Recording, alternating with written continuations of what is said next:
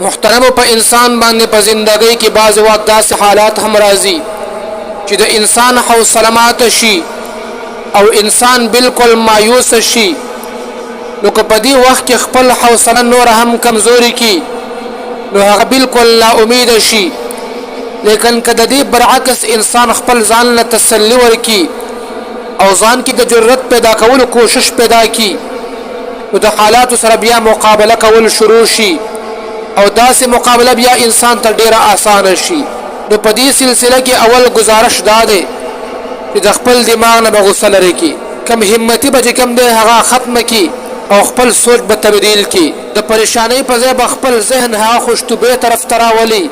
په خپل نصیب سره د الله تعالی نه ناامیده کېدل او په خپل نصیب باندې جړل دا د حماقت نښه ده. محترمو، دغه شان د چا مخې ته خپل فریاد کول په دې سره غم نور هم سیوا کېږي. خپل ذهن کې غلط خیالات، غلط سوچونه او په زور خبرو له ځان مه ورکوئ.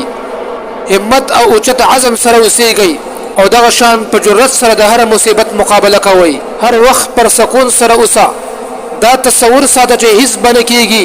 ځان سره دا عزم وکړه چې په هر حال کې به پر سکون او مطمئن زندگی تیروم، ځکه دا حالات وقتی تور سره دي. یو ورځ به دا هم تیره شي او د الله تعالی په فضل سره به ښه وخت راشي. هر وخت د الله تعالی په فیصله باندې راضي اوسه. د مصیبت نه مخکې د هغه تمنا مه کوه، ځکه د مصیبت نه مخکې د یو شي تمنا کول دا حماقت دی. اول به مصیبتونه ازمایش برداشت کې، د هغې نه وروسته به بیا ښه وخت راځي. په چا باندې چې مصیبت راشي نو بیا بهادرۍ سره مقابله کول پکار دي. په تیر شوي مشکلاتو باندې غور کوه چې څنګه هغه ختم شول، نو داسې به دا وخت هم تیر شي. د تیر شوو مصایبو نه سبق هم حاصل کا. دا عزم وکړه چې انشاءالله دا ناکامي به زه په کامیابۍ سره بدلومه. همیشه خوشحاله اوسه.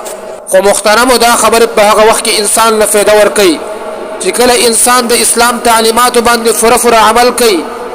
ذکر او فکر، عبادت او ریاضت، تلاوت او د منظور پوره خیال وساتي او خپل نفس او دماغ همیشه صاف سوتره ساتي.